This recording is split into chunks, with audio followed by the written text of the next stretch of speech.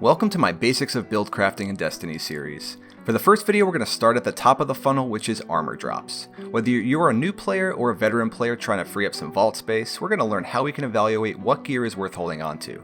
The three things we'll cover are stat priority, how I evaluate my drops, and how we can influence gear to drop with the stats we want.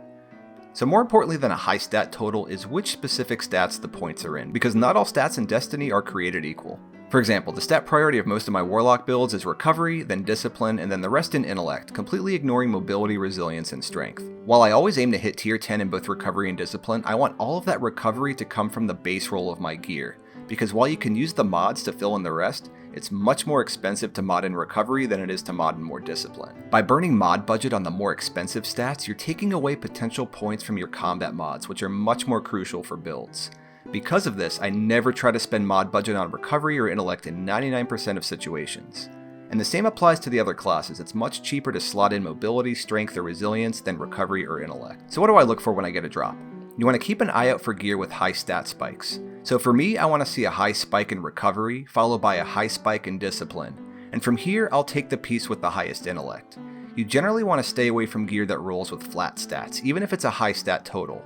I'd much rather take a piece of gear with 55 total stats over one with 65, if more of the points are in the stats that I desire. So I more or less ignore the stat total entirely, and just compare gear by looking at the total of my three preferred stats of recovery, discipline, intellect.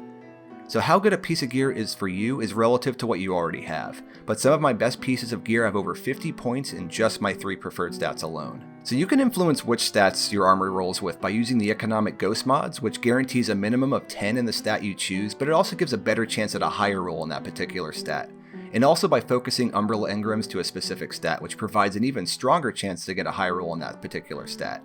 You can use these two methods together to greatly influence where your stat points are allocated, but they don't stack together if you choose stats in the same stat group.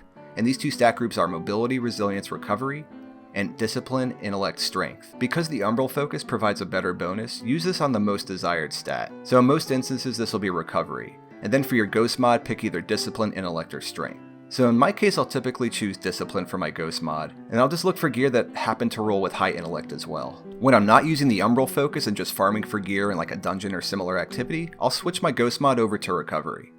I hope these tips help when you're evaluating your gear. Next up we'll be taking a look at armor affinity. I'll see you on the flippity flip.